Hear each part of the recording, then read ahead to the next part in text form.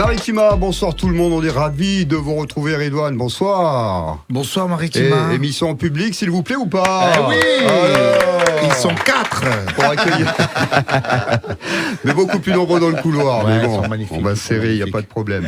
Le roi du stand-up est avec nous, le sniper. On est très heureux de t'accueillir sur Maritima, t'es chez toi ici. Voilà, je suis autant te content dire, d'être ici. tu prends les clés. Avec Marc Galli, on est là. Ça fait pas trop les deux vieux du Moped Show là? Non, c'est pas les perdants de l'année, c'est vrai. Ils sont là. Marc Galli, bonsoir Marc. Bonsoir Fabrice. Toi, tu as dressé un beau portrait, je te laisse faire. Oui, un portrait. Redouane Bougueraba, c'est d'abord ce garçon qui a refusé de suivre les précaux de Madame Chopard, conseillère d'orientation à Marseille. Madame Chopard avait des projets de plomberie ou de CAP tourneur-fraiseur pour lui. En même temps, imaginez que quelques années plus tard, ce jeune Marseillais turbulent serait le premier humoriste de l'histoire à prendre le contrôle de l'Orange Vélodrome. Ça lui aurait peut-être donné envie d'ouvrir un cabinet de voyance et abandonner l'éducation nationale. Redouane Bougueraba, c'est ce jeune Marseillais né le 16 juin 78 à Marseille. Il a passé les premières années de sa vie à côté, à quelques mètres, rue de la République, avant d'aller au panier avec toute sa famille, au milieu d'une fratrie de 5 frères et sœurs. Redouane Bougueraba, comme Maritima, supporter depuis toujours de l'OM, même quand Mitroglou était avant-centre. Oui. C'est dire le côté inconditionnel du supporterisme. Redouane Bougueraba, citoyen londonien depuis 2012 avec femme et enfant, juste pour soigner son accent quand il dit fuck off à quelqu'un. Et surtout, Redouane Bougueraba qui est ce soir avec nous. Bonsoir Redouane, merci d'être là. Bonsoir, très belle présentation. Hein. Bravo. Bravo. Bah oui, bah bravo, ouais, mais applaudissez, mettez de l'ambiance quand même. Redouane, alors on s'est mis à deux parce qu'on va te psychanalyser pendant 1 heure. Allez, c'est truc parti. de folie, le 22 juin, c'est quoi cette histoire-là, l'Orange Vélodrome? C'est juste un truc énorme. Ça a démarré avec le silo à Marseille. J'ai fait 1 silo, 2 silos, 3 silos. Après, on a fait 1 dôme, 2 dômes, 3 dômes. Après, on m'a dit le dôme, c'est trop petit. Ils m'ont dit il fallait viser le Vélodrome. Je les ai pris pour des fous. Et finalement, pas si fou que ça, puisque on le fait le 22 juin. On va au Vélodrome pour faire un spectacle de stand-up devant 60 000 personnes. Et ça va être un grand moment de spectacle parce que c'est un spectacle inédit. C'est pas celui qui est en ce moment sur Prime Video. C'est quelque chose de nouveau. Il y aura des guests, des invités marseillais et ça va être une très très belle fête. Oui, parce qu'on est obligé de préparer ça, pas comme une salle tout à fait normale, même si tu as fait des grandes salles, forcément. Mais là, il va être grand le premier rang, là. Et 200 personnes. C'est la taille d'une salle. Alors 200 personnes qui vont se faire dégommer. Bon, il n'y aura pas de... Je vais prendre 1 sur 2, ou 1 sur 3. Je vais faire la plume. Et ça sera toi qui dégustera. Mais c'est juste énorme. Comment ça se prépare, ça, en fait? Parce que c'est un truc de fou. Moi, j'arrive pas à imaginer. Tu dors bien la nuit tout le temps, ça va là, et tout. Je dors très bien la nuit. Mais il y a une préparation physique comme un sportif de haut niveau. Il faut arriver en forme. Je reviens des fêtes. J'ai explosé. Je me suis pesé sur la balance a fait ah. Du coup, on se prépare physiquement, mentalement. On écrit des nouveaux sketchs qu'on va tester à Paris dans des petits comédie clubs justement pour arriver au point à Paris. Parce que les spectacles d'humour, c'est comme ça. On y va à tâtons, on teste les vannes, on les bosse, on les rebosse. Les sketchs écrits, on va les bosser. Les impros, on ne sait pas ce qu'on va faire vu que c'est des impros. On découvrira le jour J. La démarche du Vélodrome, c'est ton équipe qui t'a suggéré, après avoir fait plusieurs fois le silo et le dôme, ou c'est ta famille, pour être ta garde franc, rapprochée? C'est le journaliste de la Provence. Ah ouais. Il m'interviewe à l'Hôtel Dieu, à l'hôtel Intercontinental. Il me dit alors, tu fais 3 dômes, c'est sold out. Tu sais que c'est le record. J'ai battu le record de Charles Aznavour à faire 3 dômes dans la même semaine. Incroyable. 5500 personnes. Comme nous, on est en scène centrale, du coup, on avait plus de monde. Tu sais, quand tu es en configuration normale en assis, tu peux mettre, je crois que c'est quelque chose comme 4008 ou 4009. Et si tu es en scène centrale, tu gagnes plus de place, puisque tu récupères la scène de derrière. Du coup, on avait 5500 personnes. 3 fois 5005, il me dit, t'as battu le record du dôme, là, il faut faire le Vélodrome. Moi, il me dit ça il y a 2 ans et demi. Qu'est-ce qu'il raconte, lui? Qu'est-ce qu'il a fumé, le journaliste de la Provence? En plus, on était au panier, je me suis dit, ça, il a craqué. Et finalement, il avait pas tort, parce que j'étais invité par Jules pour son Vélodrome. Je lui ai remis le disque d'or, les disques d'or à la fin de son... Et ça commençait à monter au cerveau. Je dis, wow, c'est pas mal le Vélodrome, il a réalisé un rêve, c'est peut-être possible. Et j'ai commencé à à me prendre au sérieux. Tout mon entourage me dit, ouais, tu devrais faire le Vélodrome. Regarde, Jules l'a fait, Soprano l'a fait, SCH le fait. Je le vois à Dubaï, il me dit, je fais le Vélodrome. J'aimerais beaucoup que tu viennes faire 5 minutes, une petite apparition à mon Vélodrome. Et il me dit, fais-le. Et c'est comme ça que j'ai vu mon équipe. J'ai dit, les gars, il faut faire le Vélodrome. Il y en a qui ont stressé, ils m'ont dit, tu vas faire quoi au Vélodrome? C'est impossible. Ton banquier aussi, il était d'accord, ton banquier? Le banquier, c'est le frère de Madame Chopard. C'était un nom radical. Non, même le banquier, mais personne ne te suit. Parce que le rêve, il est trop grand, tu vois. Il faut être parisien. Et là, maintenant que la machine est lancée, est-ce que c'est facile de résister au tsunami de... Vas-y frérot, fais péter les places. C'est pas ça, c'est que la folie, c'est tellement parti vite qu'on a fait bugger le site de la FNAC. Il n'y avait plus de premier rang, il n'y avait plus de pelouse, il n'y a plus de jambouin, très peu de ganets, sinon c'est du jambouin haut, ganet haut, et ces virages, il y a 20 000 billets qui sont partis comme ça. Énorme. 20 000 sur 60 000, il n'y a aucun humoriste qui te dit j'ai vendu 20 000 places pour un spectacle. C'est du jamais vu. Et là, on est content, il reste quelques places. On va le compléter. C'est dans 5 mois et demi, 6 mois. Et voilà. Moi, je suis super content. Les ventes, ça cartonne et que ça continue, quoi. Alors ça, c'est l'Orange Vélodrome. L'Orange Vélodrome, c'est juste high level. Ouais. Je suis sûr que si je te prends ton téléphone, je vais dans photo, il y en a une que je vais tomber dessus automatiquement, c'est la façade de l'Olympia avec ton nom en rouge. Ouais, j'ai fait l'Olympia 2 fois. Non, mais attends, c'est juste énorme, ça. Mais c'est beau. Je fais l'Olympia, moi c'était mon rêve de faire l'Olympia, je vais pour faire l'Olympia, et je me suis dit, écoute, tout le monde a fait l'Olympia, ils ont tous mis leur nom, je vais le mettre en bleu ciel. Je suis Marseillais, on va leur mettre bleu ciel, on va les choquer aux Parisiens. Je vais voir le patron de l'Olympia, je dis, je voudrais mettre les lettres en bleu ciel. Il me dit, ouais, c'est possible. Ah ouais. Je suis comme un fou. Il me dit, c'est possible. En revanche, nous, c'est l'Olympia, les lettres sont en rouge, on n'a que les lettres en rouge. Si vous voulez les lettres bleues, il faut les faire fabriquer. Donc le devis pour faire les lettres en bleu, c'est 40 000 €. Je dis, qu'est-ce que c'est beau le rouge? Pourquoi on va dénaturer ce lieu? Donc, en revanche, j'ai fait marquer à jamais les premiers sur l'Olympia, Redouane Bougueraba. J'aimerais qu'on revienne sur ce premier rang. Tiens, Sniper, bien évidemment. Alors, Sniper, ça veut dire quoi? Si on est prêt en régie, on va envoyer le petit extrait pour savoir un petit peu ce que ça veut dire de sniper. Le plus beau chauffe de la soirée, vous m'avez mis là. Hein. J'ai envie de te croquer le crâne, je te jure, j'ai envie. Est-ce qu'il y a une cacahuète dedans? Je sais pas, un M&M. Comment tu t'appelles? Malik. Malik, ça va Malik? Ça va, merci. Tu t'es dit, je vais aller, je suis chauve, je vais mettre au premier rang. Et il va pas me voir, il va croire que je suis une ampoule, je fais partie du décor.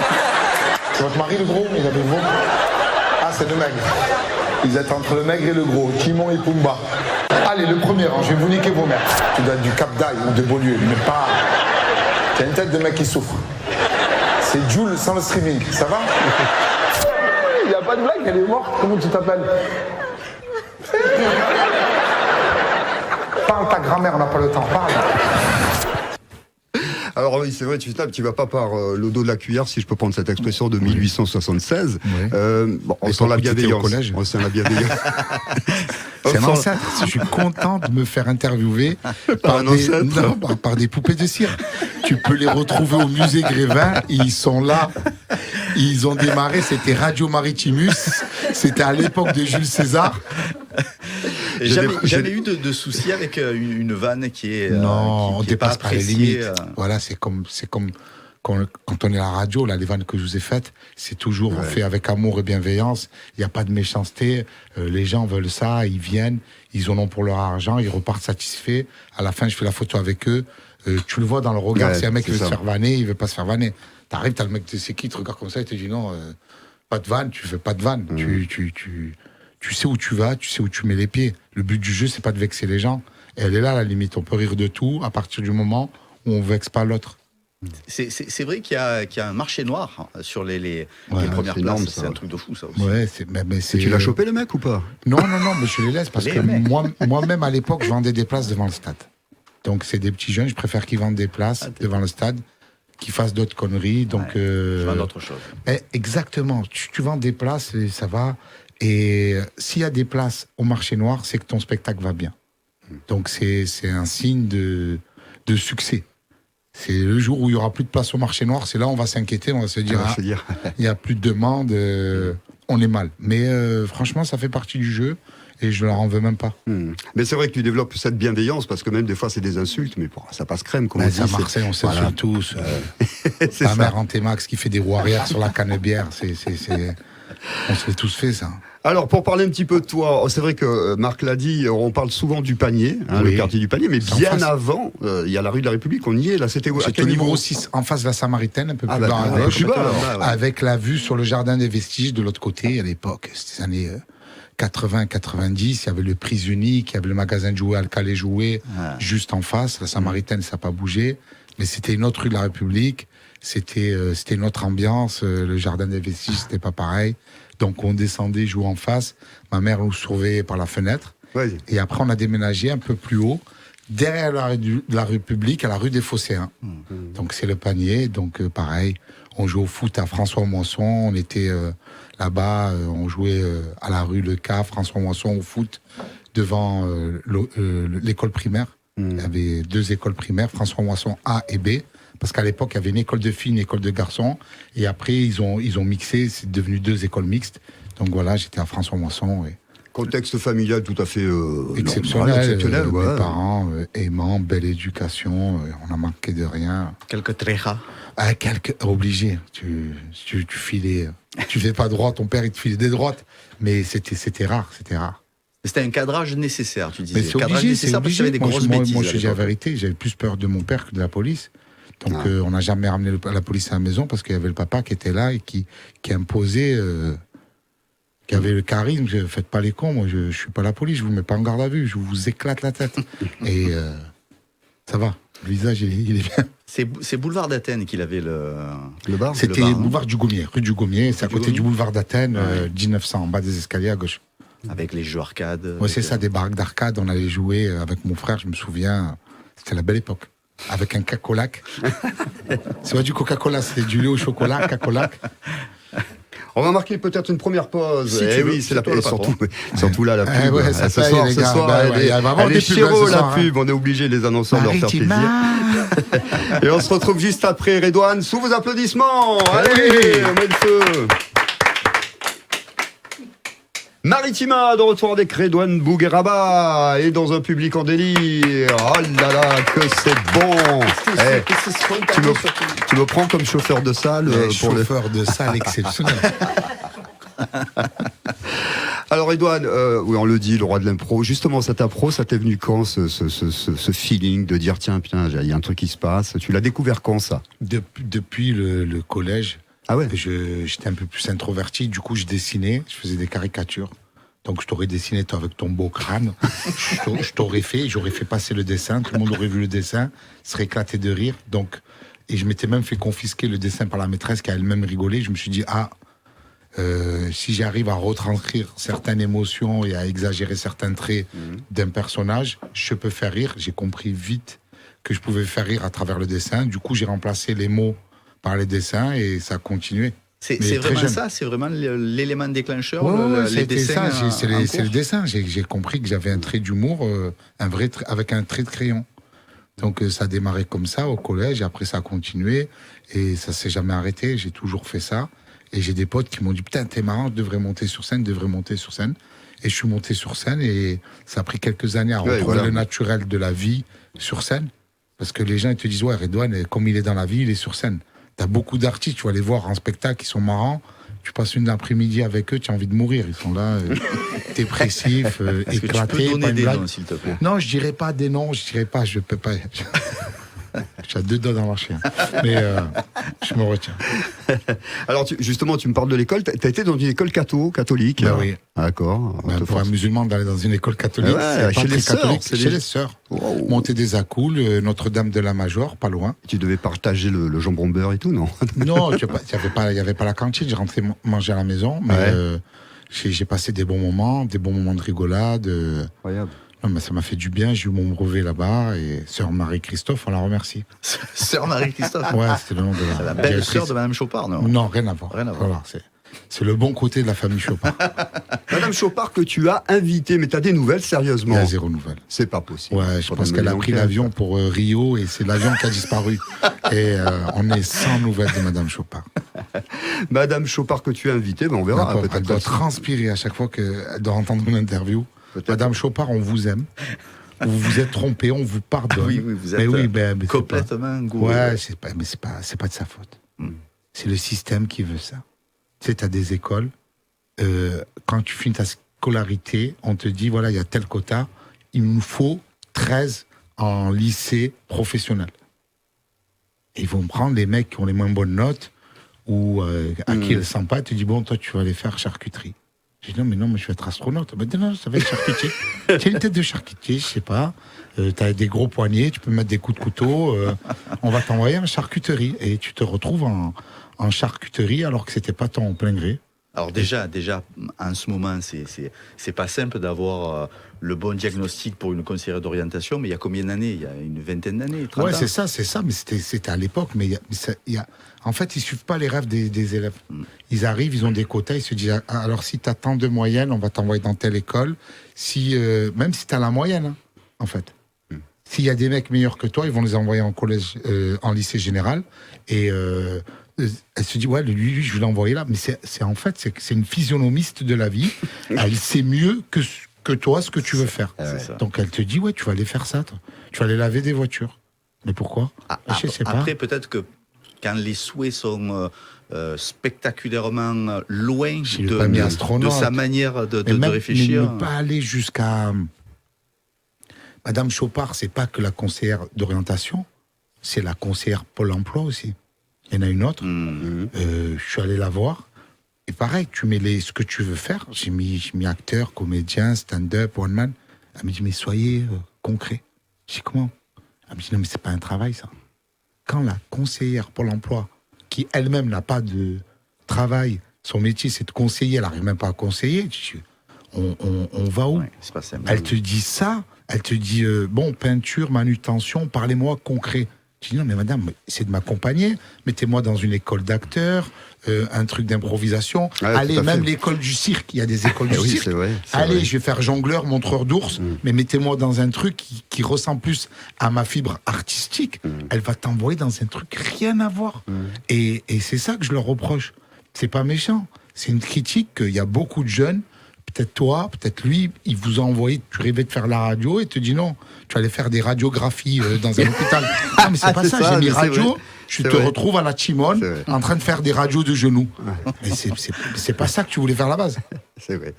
Alors, j'aimerais savoir aussi comment tu es arrivé. Ça fait il y a un petit écho. Il y a un petit écho. On est à l'église. C'est pour ça. Il y a quelqu'un qui a touché quelque chose. Il y a quelqu'un qui a touché. Tu as aussi l'écho, hein, certainement. Voilà. Ouais, je l'ai. Bon. Juste savoir ton intégration à Paris, l'impérialisme parisien. Tu es humoriste marseillais, allez l'OM.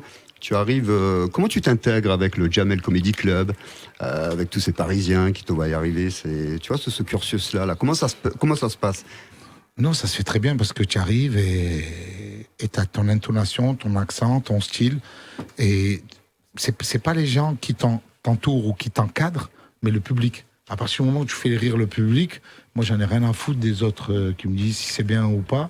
C'est le public qui décide. C'est eux qui rigolent, c'est eux qui achètent les places. C'est pas le mec qui est là derrière, ouais, mais je pense que. Ferme ta gueule, c'est eux qui rigolent. Je me raconte quoi?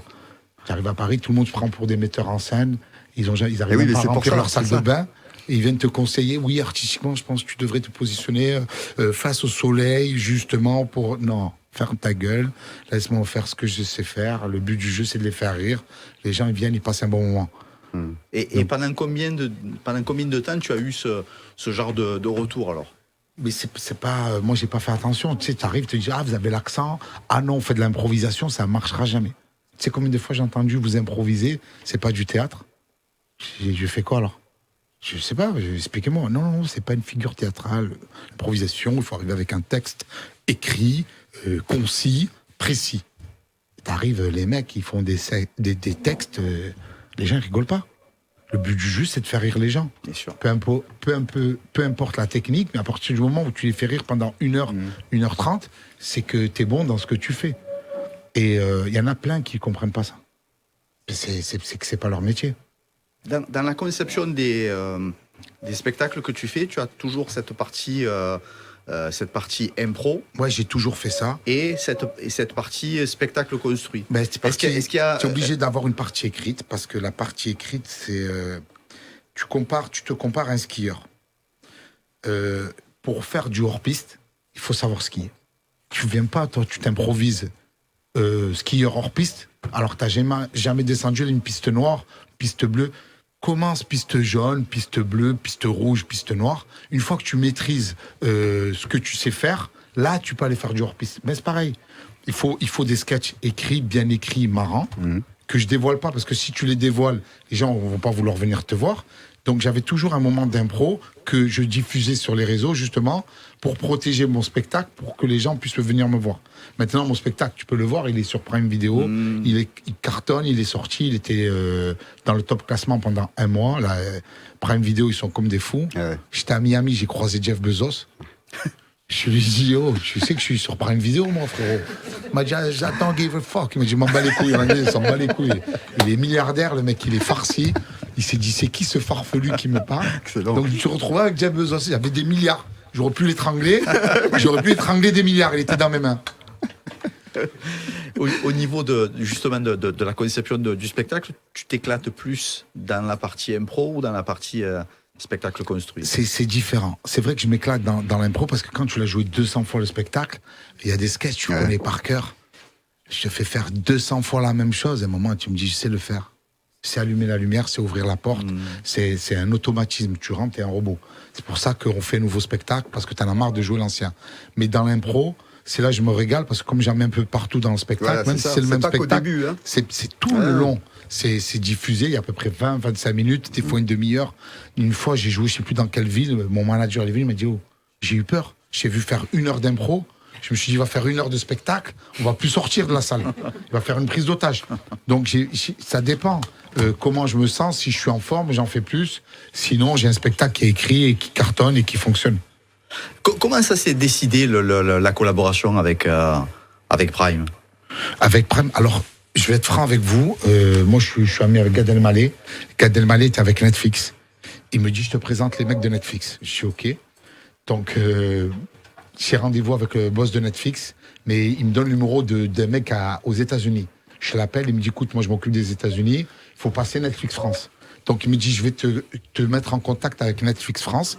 Ils me mettent en contact avec la meuf de Netflix France. Je fais un rendez-vous avec elle. Donc, je suis avec la meuf, c'était pendant le Covid.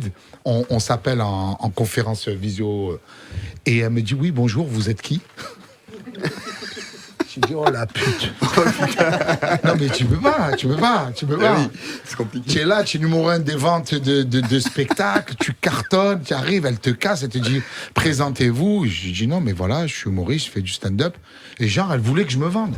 Je lui dis, c'est bon, madame, on se reverra, j'espère. Je fais rendez-vous, Canal+ voulait le spectacle, Prime voulait le spectacle. Ils ont fait une collab, donc. D'accord. Canal+ et Prime Video, ils ont fait une collab. Et là, le spectacle, il cartonne. Et la dame de Netflix, j'ai envie de vous dire, cher. Ben oui, un gros cher, madame Netflix. Ben ouais, elle s'est fait chambrer au travail. On me parle dans l'oreillette en même temps, c'est pour ça qu'il y a un petit peu problème d'écho. Je crois qu'il y a quelqu'un qui veut communiquer avec toi. Alors si tu peux remettre le casque, après on va lever. Allez, c'est parti. Vas-y. Normalement, il est avec nous en direct. Oula. Allô? Allô? Oui, bonjour. L'invité Bonjour, mystère, comment ça va? Mystère, ça va? Oui. Moussa. Ça va, Moussa, Ah, bah, tu vas bien? C'est Moussa Mascri. Moussa Mascri est avec nous, les amis. Meilleur acteur marseillais. Ah oui. Ça va, Moussa? Écoute, je suis là pour te dire quelle fierté de te voir arriver au-delà de ce que tu espérais, de tous tes rêves. Mais que tout ça, c'est beaucoup de travail. Et je t'ai connu quand tu travaillais comme un dingue. Et que l'impro, c'est pas que facile, c'est très difficile. Oui. Il y a ton spectacle et ta base, mais l'impro, c'est ce que tu fais toi. C'est ce que tu as développé. Bravo pour tout ça, mon frérot. Merci, Moussa, merci. Ouais. Je suis très, très fier. Et puis, je vais être là au stade aussi. Ah ben oui, tu es invité, tu seras là. Ben, je compte sur toi, Moussa. Moussa, qu'on adore. Hein. Nous, on a des photos des DOS sur oui. Moussa et sur Redouane. Ouais. Et même sur Jeff, notre Jeff préféré qui est à la C'est Real. vrai. Ben, avec Puisque les vous échos qu'il y a dans le casque, on va l'appeler Jeff Monaco. Ah ouais, parce qu'il a... Wow. C'est vrai, c'est vrai. C'est vrai. Ben, Au niveau de la collaboration avec Moussa, vous vous êtes retrouvés il y a quelques années, je crois que c'était en 2009, oui. au Vitro Hollywood. Bien Oh sûr. oui, je me rappelle. Oui, on a fait un super gala à Vitrolles. Et Jeff en garde Ouais. Un bon souvenir. un c'est vrai. souvenir Il a dégusté. Hein. rempli de tendresse. Tu t'en souviens, Moussa, aussi, oui. Ah, je m'en souviens, grave. On était avec notre ami Nicolas. Ben oui. Ah, Nico, ouais, mon Nico Moranzani. Ouais, le frérot. Moussa, toi aussi, ça se passe plutôt bien en ce moment. Hein. L'Indien, Ça va très bien. l'Indien, pas mal. Ça va très bien, ça va très très bien. Ben, les sur Netflix, Pax Massilia. Oui, c'est pour ça que... Ouais, puis il y a les Secpas. Les Secpas au cinéma qui ont dépassé le million, qui sont Ouais. encore au cinéma. Le film, il cartonne. Il cartonne, ouais. Monsieur Nordine, dans le rôle de Monsieur Nordine. Exceptionnel. Ouais, il cartonne. Le film, il est encore au cinéma. Avec un autre Bougueraba. Ouais, mais même moi, je tourne dedans. Je joue le rôle de Philippe Chandelier, ancien patineur à glace Patineur champion, qui devient gardien de patinoire. Mais oui, mais c'est super film. Allez le voir si vous l'avez pas vu, encore au cinéma. Ouais, là c'est Ali Bougueraba, Hicham Bougueraba et Hakim Bougueraba. Ah bah les autres, la fratrie, les D'Artagnan, les Bougueraba. C'est les mousquetaires. Je te jure, les mousquetaires du rire. Ouais. Merci beaucoup en tous les cas, Moussa, d'avoir Merci été avec Moussa, on nous. t'embrasse, on te fait des gros Merci, bisous. je t'embrasse, frérot, et à très vite, Inch'Allah. Plein de Bon, on bonnes se voit choses. très vite. Merci, Inch'Allah. Moussa. Très Je vite. t'embrasse. Ciao, au revoir. Ciao, ciao. Et oui, alors justement, puisqu'on était avec Moussa, on peut parler de cinéma un petit peu. Ça y est, normalement, c'est bon, là. Y a pas, si tu veux garder le casque, il n'y a pas de souci. Moi, je te fais la technique, je te fais la régie. Super. T'as vu, Ah, c'est je sais comme il y avait le coup de fil en double appel, j'ai Voilà, compris. et petit budget ici. Hein. Ah oui, j'ai Attends, compris, j'ai compris. petit budget. Le cinéma. Alors, le cinéma, j'ai entendu dire qu'il y avait des projets là qui arrivaient Oui. pour toi, de beaux projets. Très beaux projets. Tu peux nous en Je dire deux pars. mots. James Bond. Mieux que James Bond. Je pars tourner un film qui s'appelle Délocalisé. C'est un film, je pars tourner en Inde. C'est l'histoire d'un Français qui travaille dans une usine, qui était ouvrier et qui passe contremaître. Donc son salaire passe de 1008 à 5000 euros. Il commence à devenir chef. Et le premier jour de travail en tant que contremaître, l'usine est délocalisée en Inde. D'accord. Ça lui brise, Choc ça thermique. coupe les jambes. Lui, il va, il lui dit écoute, t'inquiète pas, il y a un projet de reclassement. Tu peux aller en Inde et garder ton salaire. Donc lui, il est comme un fou, il part en Inde. Il arrive en Inde, il y a un truc qu'il n'a pas lu dans le contrat, c'est que le salaire est indexé en roupies. C'est plus 5 000 euros, là, c'est pas 5 000 pareil. roupies, c'est La 80 conversion, euros, c'est terrible. et descente aux enfers. Il y avait un Indien dans la ville, là c'est un Français dans la ville en Inde. Donc c'est moi qui joue le rôle de ce gars, et donc Ça se tourne là. ça se là. tourne fin février Pour, en Inde pour 1 mois et demi, et ça wow. sort en décembre, fin de l'année j'espère. On va tout faire pour que ça sorte en décembre. Magnifique. Délocalisé avec des acteurs, un beau casting. Alors, tu n'arrêtes pas, on ne parle que de toi. Bon, je te pose la question franco. Hein. Ouais. Comment tu fais pour pas la prendre la grosse tête? Franchement. Bah, non, mais parce que tu pourrais, on pourrait pas t'en vouloir, parce que Non, c'est cette tu sais ascension. Tu sais, quand tu rentres à la maison, que ta femme elle te dit Ouais, va ben faire voilà. le jardin. Ouais. Tu Les vas voir poubelles, quel- c'est moi qui les descends. Ah ouais, c'est ça. Ben, tu crois que c'est qui hein, les poubelles, elles vont se descendre toutes seules. Mais c'est important l'entourage aussi pour Ben ça, parce oui, que ça peut arriver l'entourage, en même temps. Chez mes frères, j'ai mes parents, j'ai 2 filles, donc je reste en contact avec la réalité. Je ramène la petite à l'école, je vais la récupérer, je cuisine. Je vis à Londres, du coup, quand je vais faire mes courses, moi je suis pas Mbappé, je vais acheter ma baguette, il n'y a personne qui m'emmerde, il n'y a que des Anglais. Donc c'est sympa pour moi. Et voilà, j'ai percé tard, j'ai pas percé à 20 ans, j'ai percé à 40 Ouais, il y a piges. ça aussi. c'est ça, ouais. Il y a T'as ça la aussi. tête sur les épaules, tu sais ce que tu fais. Tu es vois à l'abri les du potes qui melon font des- d'or ou Ouais, le melon Ouais. d'or, j'ai rangé, ça y est. Ouais, c'est Je terminé. peux plus, je suis trop vieux pour prendre le melon. T'en as parlé tout à l'heure, tu reviens des States, Ouais. Miami et New New York. York. Comment ça s'est Exceptionnel. passé? Exceptionnel. Bon, j'ai des potes à Miami qui m'ont appelé. Moi, j'ai joué à Miami et franchement, c'est un rêve de gosse aussi de jouer aux États-Unis. Jamais dans ta vie, tu dis bonsoir Miami. Tu le dis pas. Tu dis bonsoir Maubeuge, bonsoir Tourcoing, bonsoir Miramas. Bonsoir Mais Dijon. jamais de ta vie, tu dis tu vas retrouver bonsoir Miami ou New York. Ouais. Déjà la semaine d'avant, j'ai fait Martinique, Guadeloupe. Ouais. C'était exceptionnel. Je me retrouve à Miami. Il Il faisait chaud, j'ai acheté une chemise. Ouais, j'ai pris une chemise Casablanca. J'ai cru que j'étais Scarface. C'est à moi que tu parles, cogno. J'ai chaud. Donc ça s'est super bien passé, Miami. Après, on a fait New York, beaucoup plus froid.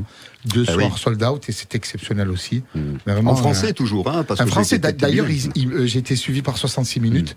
M6, donc si vous avez le replay, vous pouvez le regarder, ma petite aventure là-bas à Miami et New York, et c'est en replay, vous pouvez kiffer. Alors on part dans tous les sens parce que c'est vrai, moi je peux. Mais faites-vous plaisir. On est au bar, hein, il manquait un bingo. C'est exactement ça. Et on est parti. Hein. Pas loin. Justement, le pastis, je crois que c'est pas pour toi. Non, tu ne bois pas d'alcool. Tu ne fumes pas. Tu ne te drogues pas. Je suce pas. Tu te rappelles la pub Lavogienne? Je t'ai vu venir. Il croyait, mais qu'est-ce que je peux sucer? Non, Lavogienne. On l'a attrapé en plein vol. T'as sectionné là. Ouais, direct. Eh oui, dans les côtes. Hein. Il est KO, debout. J'allais même pas la faire. Où on en était? Il m'a fait faire le film, je suis complètement paumé. On parlait. Au niveau tu ne fumes pas, tu ne bois pas, tu ne suces pas. C'était ça le. Au niveau de... Non, voilà, ça y est, ça me revient. Non, Londres, c'est vrai, explique-moi explique-moi. On va le ramener à l'orthophoniste, direct. J'en avais essayé. Non, un Marseillais qui va à Londres, explique-moi le coup, là. Écoute, c'est comme Marseille, à part qu'il n'y a pas de non, soleil. Plus grand. Voilà, en plus grand. Et quand tu sors, il n'y a pas de rats dans la rue, il y a des renards. Ils ont juste remplacé les rats par des renards. C'est un peu plus mignon. On a échangé le soleil avec la pluie et les renards, les rats par les renards. Non, mais comment tu te retrouves là-bas? Voilà, on a quitté parce que c'est un commun accord. Ma femme, elle avait marre de Marseille. Elle m'a dit Marseille, je peux plus. D'accord. J'avais marre d'acheter des gilets par balles. Je fais des gilets tout court. Non, elle avait marre de Marseille. Elle avait commencé à me dire viens, on quitte la France. Elle voulait quitter la France. Elle est fan de Naps. Faut que je quitte la France. Elle a fait la petite France. Ouais, c'est la petite France. Elle voulait quitter la France. Donc j'ai dit, on peut pas. Il faut que je sois à Paris, justement, pour ce que je fais. Et il reste 2 villes en Europe, proches de Paris. T'as Bruxelles, 1h30 en Thalys. Et t'as Londres, en Eurostar, 2h30. T'as le choix entre Bruxelles et Londres. Avec tout le respect que j'ai pour les Belges. Et les frites aussi. Ouais, les frites. Mais on a préféré Londres, c'est beaucoup plus glamour, on va dire, il y a plus de clubs de foot. T'as Arsenal, Chelsea, Tottenham, West Ham, Crystal Palace, Fulham. Et du coup, on est parti s'installer à Londres en 2012. Tu vas en voir des matchs? Ouais, je vais en voir. Depuis 2012, à chaque fois, je suis allé voir des matchs. Tu supportes quel Je supporte un peu tout le monde. Des fois, il y avait Aubameyang qui était à Chelsea, j'allais voir Chelsea. Saïd Benrahma, il est à West Ham, je vais voir West Ham. Quand il y a des Français à Arsenal, je vais voir Arsenal. Il y avait Hugo Lloris à Tottenham, j'allais le voir. Donc, il y avait Mamadou Sakho, il était à Crystal Palace. Donc, je vais voir tous les matchs. T'es assez patriote alors, hein, c'est bien. Je vais supporter les copains. Après, moi, je supporte un seul club de cœur, c'est Marseille. Et après, je suis pas un footique, j'ai pas. Y voilà. Mais voilà, nous y voilà. Mais bon, là, la partie l'OM, je vais la laisser à Margali, qui est le MC du bar des supporters. Tu sais qu'on a une émission tous les soirs à 17h30, où tous les soirs on parle de foot et surtout de l'Olympique de Marseille. Il y avait un match hier soir ou pas? Ouais. Un petit peu, ouais. On a perdu au pénalty. Samuel Gigot qui tape sur la barre. Après, qu'est-ce que tu veux que je te dise? Est-ce que tu te retrouves au pénalty, c'est 50-50. Mais bon, alors, c'est la loterie ou pas? Parce que nous, notre binôme de commentateurs ont failli se mettre sur la gueule hier soir, parce qu'il y en a un qui disait c'est la loterie, l'autre qui dit mais non, ça se prépare. C'est la loterie. Tu peux préparer ce que tu veux. Il y a un facteur qui est le stress, et un facteur, tu n'es pas un tireur de pénalty. À un moment, ça va arriver. 8e, c'est un défenseur. Ça aurait pu tomber sur eux. Gigot le met, l'autre défenseur, il le rate, ou le gardien, il le rate. C'est fini. Tu vois pas vraiment la qualité de l'équipe avec des tirs au but. C'est celui qui a un meilleur mental, celui qui a un meilleur stress. Celui qui encaisse moins le stress. La gestion de la charge émotionnelle. Exactement. C'est... Quel rapport tu as justement? Depuis combien de temps tu as ce rapport avec l'Olympique de Marseille? Depuis que je suis né, moi je suis un Marseillais 100% pur jus. Je suis né ici à Marseille, je suis né à Clinique Bouchard dans le 6e. Je suis Marseillais, je suis né pas loin du stade. Depuis petit, je suis allé au stade.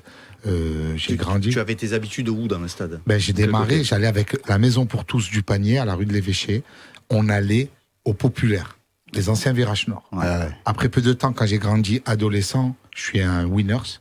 Donc j'allais au virage sud, de l'autre côté. Et maintenant que je suis artiste, j'aime bien. présidentiel. Avec les bourgeois. Présidentiel avec le président. Voilà. Parce que je t'ai vu sur des vidéos, tu as joué avec du beau monde, avec Didier Deschamps et tout. C'était quoi dans le cadre des variétés? Explique-moi, parce que variété, je fais partie du Variété Club. D'accord. Donc je joue avec ça, Didier Deschamps. Et pas longtemps, je joue avec Eden Hazard, il m'a fait marquer. Donc D'accord. il y a du kiff. Le meilleur joueur du monde, c'est toujours Zinedine Zidane pour toi? Ouais, ça n'a pas changé. Hein. Même s'il meurt, ça va être le meilleur. Bah, Et tu joues régulièrement contre lui. Ouais, et je tu joue, fais il me les fait Z5, marquer. C'est la bombe, Zizou. Zizou, c'est l'idole, Zizou. Ouais, Il te fait des passes D, quoi. Il fait des passes D, il m'a fait marquer. Même pas des passes D, ça veut dire que tu mets la jambe comme ça, il te met le ballon dessus, il te fait marquer. Waouh. J'ai dit, c'est ça d'être du Gary, c'est ça? C'est ça? Elle est passée, celle-là. Ouais, on va la garder, celle-là. Celle-là, on va la celle-là. garder. Celle-là, Oui. franchement, on va la garder. On va la garder. Des matchs à l'Olympique de Marseille, forcément. Enfin, l'Olympique de Marseille à l'Orange Vélodrome, ce stade que tu vas bien connaître le 22 juin prochain. C'est toujours une ambiance particulière, forcément. Je me régale, parce que Marseille. justement, par rapport en Angleterre, enfin voilà, ça reste un temple et ça reste vraiment le. J'ai vu tous les matchs en Angleterre, Ouais. dans tous les stades londoniens en Angleterre. On n'a rien à envier aux Bien Anglais. sûr, bien sûr. Mais on les tord. Et en chant, ça chante du début à la fin. Mais même quand on joue contre eux, tu mets 300 Marseillais, ils arrivent à t'éteindre 30 000 ou 40 000 Londoniens. Eux, ils chantent 1 minute, 2 minutes, ils s'arrêtent. Ils sont, he score when he wants, he score when he wants, he score when he wants. Ils s'arrêtent. Ouais. Ils s'arrêtent. Nous sommes les Marseillais. Mais ça s'arrête pas. C'est 90 minutes. Ouais, ils s'arrêtaient pas. Pendant 90 Ah minutes. ouais, Quand tu discutes avec tes potes parisiens, Ouais. tu arrives à faire passer la bonne parole de l'Olympique de Marseille où ils te vannent. Je me fais chambrer. Eh oui. C'est compliqué, là. Dernières années, on se fait tordre, je me compliqué. fais chambrer, je fais le dos rang, après je leur montre l'étoile, après ça arrive à les calmer un peu. Mais voilà, après c'est bon enfant. Oui, il n'y a que l'étoile qui peut les calmer. Il n'y a que parce qu'on l'étoile, morfle, après quoi. ouais, on déguste, après ça fait partie du jeu. Pendant des années, on les a tapés, ils disaient rien, maintenant ils nous tapent, et nous on parle. C'est là la différence. Cette année, c'est particulièrement pénible. Il y a eu un petit mercato, là, mais bon, je te laisse parler parce que c'est toi le spécialiste du football. Qu'est-ce que tu penses justement là des recrues là qui viennent d'arriver à l'OM? Écoute, j'ai pas trop suivi parce que j'étais voilà, aux États-Unis. Je vous cache pas que j'étais complètement déconnecté. Non, excuse-moi. J'étais pas à la même heure, j'étais jet lag. Excuse-moi de voyager. Excuse-moi, je t'en Donc, jet lag. non, j'étais du 25 décembre jusqu'à il y a 3 jours, j'ai rien vu. Plus globalement, comment tu vis les dernières saisons Pablo Longoria? Est-ce que tu Écoute, est-ce on que a tu eu comprends des la moments de démarche, kiff, est-ce que après tu, lui il essaye de faire, après tu comprends pas parce qu'il parle espagnol. Mec, on dirait s'échapper de 1, 2, 3. Et il est là, oui, je pense que nous pouvons faire quelque chose pour l'équipe. Il nous fait fort rêver par rapport à Gattuso, l'autre là, que Choparo, Cicciano, elle fait enculer, on comprend plus rien dans ce club. L'espagnol, l'italien, on dirait que t'es en LV2, LV3. quand tu entends parler de vente éventuelle du club à l'Arabie Saoudite ou Bah écoute, ils ont dit qu'est-ce que toi, tu en apparemment, penses écoute, s'ils vendent et qu'ils peuvent mettre des dollars et qu'on puisse se retrouver avec des super joueurs et des super entraîneurs pour justement se retrouver à ce niveau qu'on a eu en temps, moi, il n'y a pas de problème. Hein. C'est derrière un Américain, ils peuvent nous mettre un mec d'Arabie Saoudite. Hein. est-ce qu'il faut vendre le Vélodrome? Bah, bien sûr qu'il faut. Mais le après vendre. le 22 juin. Ah oui, mais même ils le vendent même avant. Moi, je m'en fous. Je l'ai payé. Ils me font pas cadeau.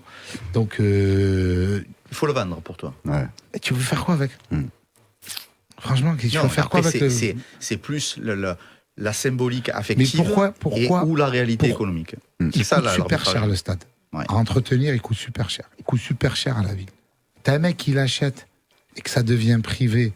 Parce que ce qui empêche les mecs d'acheter le stade, c'est le prix du stade. Le mec, il arrive, il te dit, je vais acheter le club, je vais mettre des milliards, le stade ne m'appartient pas. Laissez-moi rajouter, j'achète le stade. Parce que combien te loulou à chaque match? Ça veut dire qu'en 3 ans d'exploitation du stade, tu peux en acheter 10. C'est pas intéressant. Je viens de te dire, ton loyer, tu payes combien par mois? Tu payes 1000 balles, 2000 balles. Je dis non, ça va être 15 000 ton loyer. Tu me dis, poteau, laisse-moi acheter ma maison. Ouais. Et c'est exactement Ouais, c'est pareil, ça, c'est à ça. plus grande échelle. Les gens, ils s'en rendent pas compte. Ah non, le stade, c'est la ville de Marseille qui doit le garder. Et lâchez-le, le stade. Lâchez-le s'il vous coûte de l'argent. C'est juste une économie. Ils sont arrivés à Paris, ils ont tout acheté, les mecs. Ils n'ont pas acheté que le stade, ils ont acheté tous les Champs-Élysées. C'est pas faux. C'est pas faux. Bon, on va revenir un petit peu sur ton actu. On va marquer la dernière page de pub et on se retrouve après pour le final avec Redouane Bougueraba et toujours notre public en délire. À tout de suite. T'as le public chanter. S'il y a une bonne chanson, je me retourne comme dans The Voice. Au cœur des hits, t'es toujours en direct avec Redouane Bougueraba, mes amis. Ah, ça y est, tu vois, j'ai plus besoin de rien dire. C'est la fin de l'émission. C'est pas Il la leur a classe. tous donné 50 €. Il les a tous payés. Alors, tiens, j'ai appris que tu vas participer également à cette belle émission LOL. Alors oui. ça, c'est juste énorme, j'adore. J'adore. C'est quoi le casting cette année? C'est Le énorme. casting. que des tueurs à gages. Alban Ivanov, Ouais, Marina Foïs, ouais. Jérôme Commander, Franck Gastambide, McFly Carlito, Ah ouais. Que des moroses, Chipé que des Zadi, sinistres. Alison Wheeler, Audrey Lamy. Non. Encore, il n'y a pas d'Armand, parce que Anaïs Darmand, Grosjean. il était redoutable, Darmand, dans la Ouais. saison dernière. Hein. C'était quand même quelque chose. Comment ça se passe, là? Explique-nous. Alors, forcément, tu vas pas tout nous dévoiler. Demain, Oui. je vais poster la bande-annonce Ouais. de LOL. Demain à 14h sur mon Instagram. C'est vraiment compliqué comme exercice. C'est dur, tu dois pas rire. Ouais, c'est compliqué. C'est fou, il y a Alban Ivanov, c'est un monstre. C'est que Franck Gastambide, il est chauve. JP Zadi, il est chauve. Un de McFly Carlito, chauve. Jérôme Commander, il est chauve. Tu parles un peu trop de chauve, je me casse. Donc ça rentre, ça se fait la bise. T'avais deux chauves qui se font la bise et lui, il a fait on dirait mes couilles qui se font la bise. Donc, comment ça démarre, tu vois, Ouais, tu c'est vas pouvoir compliqué. tu vas pouvoir exposer, ils sont tous exceptionnels. Mais Audrey Lamy, Marina Foïs, Jérôme Commander, qu'est-ce qu'il est marrant, Jérôme. Grosse saison. Ouais, Ah, c'est gros très casting. grosse saison, gros casting. Et ça va arriver très vite. Et forcément, tu peux pas spoiler, tu peux pas nous donner. Ah, voilà, des- c'est pour ça, j'attendais. des indiscrétions. Je peux rien dire. Tu peux pas dire qui sort en premier, si toi tu arrives à la Je peux rien fin. dire. Ça me démange. Mais je peux rien dire. Non, mais vous allez vous régaler. Je peux rien dire. Tu joues pour quelle association? Je joue pour une association qui s'appelle Terre d'Espoir. Mhm. Et c'est une association qui fait des puits en Afrique, qui D'accord. permet à des villages qui n'ont pas accès à l'eau, d'avoir justement l'accès à l'eau. Donc c'est exceptionnel. Tu as des villages partout en Afrique qui n'ont pas l'eau et ils vont mettre des puits. Les gens se retrouvent à avoir de l'eau pour leur culture, pour se laver, pour boire. C'est vraiment première nécessité. C'est vraiment une très très belle association. Avec l'exposition que tu as désormais, tu es assailli justement de sollicitations oui, Ouais, caritatives. je défends cette association. La prochaine, je vais défendre, c'est la SLA pour la maladie de Charcot de Pond, de la Funky Family. Il y a aussi Mécénat Cardiaque. C'est une association de chirurgiens qui va chercher des enfants en Afrique qui ont des problèmes cardiaques, qui sont condamnés à mourir parce qu'ils n'ont pas l'accès à l'opération. Ils vont les chercher, ils les opèrent, ils les ramènent chez leur famille, mais c'est des seigneurs, ces gens-là. Donc voilà, bah écoute, j'espère que tu vas gagner. En fait, tout le monde, j'espère que tu vas gagner, mais bon, par dans rapport tous à les la cas, tout le monde. polémique qu'il y a eu, tout le monde gagne. D'accord. Tout le monde gagne dans le sens où tout le monde a 50 000 € pour les associations. Donc ils ont augmenté Ah, ça c'est bien ça. et les gagnants ont 100 000. Donc C'est bien ça. c'est 50 000 pour l'association minimum et ça peut être 100 000 ou 150 000. Tout dépend si tu gagnes ou pas. Oui, ça te permet donc de faire l'émission détendue du bulbe un petit bah peu. oui, Ben on ouais, se par disait, rapport à la ouais, par polémique rapport qu'il y à la avait polémique, eu, ouais, ouais, c'est ça ils aussi. donnent pas l'argent aux associations. Là, ça fait à peu près, ils ont donné 10, 11, 12, 600 000 € aux associations. Ah ouais, c'est Ouais, énorme. donc, pour justement qu'il n'y ait pas la polémique Bien sûr. qu'il y a eu. Ouais, ils ne donnent pas aux assos. Donc là, ils ont fait la grosse quicheta. Tout à l'heure, il y avait Moussa qui est venu nous dire un petit bonjour en direct. Alors cette fois-ci, c'est pas du direct, c'est un petit message qui a été enregistré cet après-midi. Si on est prêt en régie, on va écouter quelqu'un qui Ouais, veut te dire super. quelque chose sur répondeur. Allez. Salut Redouane, tu m'as reconnu. Eh ben, ça fait plaisir. Bon, pour ceux qui Kamel. ne m'auraient pas reconnu, c'est Kamel, l'humoriste marseillais. Oui, toi, je sais que tu m'as reconnu. Mais Redouane, le message, il est que pour toi. Voilà, je suis désolé de passer par la radio pour te le dire, parce que quand je t'appelle, tu réponds pas. Et tu dis, moi, je réponds jamais au téléphone, il faut m'envoyer des messages. Et tu sais très bien que je ne sais pas écrire. Alors, tu arrêtes tes conneries. Par contre, le message que je vais te passer là, et tu vas bien l'enregistrer parce que tu me dois quand même 2,80 € que je t'ai avancé une fois, tu te rappelles. Oui, tu n'avais pas assez pour finir le sandwich au merguez au Corbelzels que je t'avais offert. Ouais. Donc, il faudrait bien que tu me les rembourses, les 2,80 €. Alors, si tu peux pas me les envoyer, tu n'as qu'à les donner à Fabrice Daled, là, à la radio, et il me le fera passer. Je t'embrasse, Redouane, et je te dis merde pour la suite, et je suis très fier de toi. Bise. Kamel, Kamel, la le légende. doyen. Ben oui. Kamel, humoriste. Kamel, Ben il a ouvert quand même. Il a ouvert avec Patrick Bosso, Eli Kakou, Titoff. C'est les Marseillais quand même qui sont montés à Paris, qui ont défendu les couleurs, qui nous ont fait connaître. Eh ben, ils ont beaucoup souffert et on a souffert avec eux et du coup, ils nous ont ouvert une porte et on est rentré dans cette porte et ça nous a ouvert la brèche. Mais Kamel, très talentueux avec le sketch du London, là, de la boîte de nuit. de l'avion, là, avec les Parisiens, les psig. Non, très, très marrant. Les humoristes marseillais sont toujours malmenés à Paris? On n'a jamais été malmenés. Hein. C'est des légendes urbaines.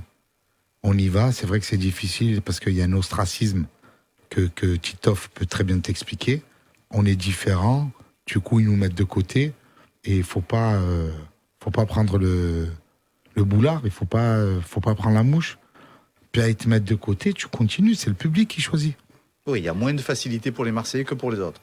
Non, c'est pas vrai ça. Ça c'est un faux problème. Je te jure, c'est un faux problème. C'est comme les supporters de l'OM. C'est un peu pareil, c'est vrai. Si t'es bon, t'es incontournable.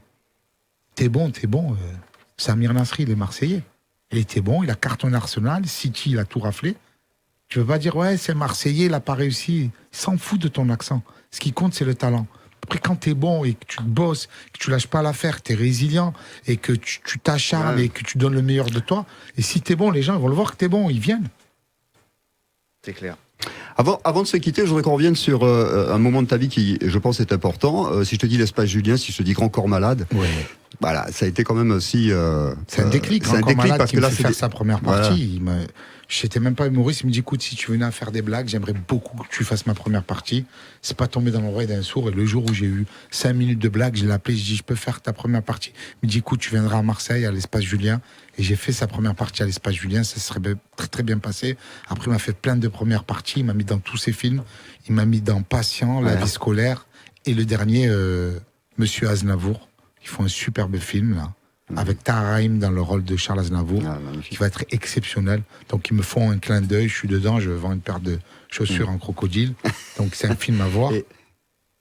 Et après tout ça, qu'est-ce qu'on peut te souhaiter là? C'est quoi? Tu vas rêver encore plus haut, encore plus fort? Ça, c'est le slogan de Marc, voilà, de Paris. Encore plus grand, encore plus grand. Tu vois, sympathique jusqu'à ce moment-là. Ouais, je te jure, il faut me souhaiter que ça continue. Voilà. Ouais, non mais ça, ok. Ouais. On va basculer au cinéma, on va prendre le virage sud pour le cinéma, et on continue, et voilà, on va continuer à faire rire les gens, donner du baume au cœur, leur faire plaisir, les détendre, parce que ce qu'on vit en ce moment, c'est des moments difficiles. Le 22 juin à l'Orange Vélodrome, on peut juste te rappeler quand même avant que tu seras le 12 ou le 13 à Paris, à l'Accor Arena, et le 15... Tiens, Maritime, ils s'en foutent, frérot, de Paris, là. Non, mais toi, là, tu vas te rôder, là, avant, tu arrives à la fin. La radio, elle va pas plus loin qu'Aix-en-Provence. Fait Aix et elle finit à Herbel. Sinon, lui, il croit, il parle. Ouais, Maritime, pour nos auditeurs qui sont à Paris, il n'y a aucun Parisien qui t'écoute, frérot. Mais oui. Tu m'as menti, alors tu vas dire avec le DAB+, le digital, tu prends l'appli, on t'attend jusqu'à Miami. C'est pas vrai, frérot, il n'y a personne qui t'entend. Allez, on le fait pour tes deux cousins parisiens. Le 12 et 13 juin, on sera à Bercy, Accor Arena, et le 15 juin à Lyon, à la LDLC Arena. C'est des très grosses salles. Redouane, on va te dire merci. Merci les gars. C'est un bonheur, franchement. Ça fait plaisir. Vous aussi, vous êtes régalés ou pas? Il va falloir payer maintenant. Maintenant, il va falloir payer. Non. Redouane Bougueraba, merci beaucoup. Merci les amis. Et tu reviens quand tu veux, tu es ici chez toi. Je suis pas loin. Merci.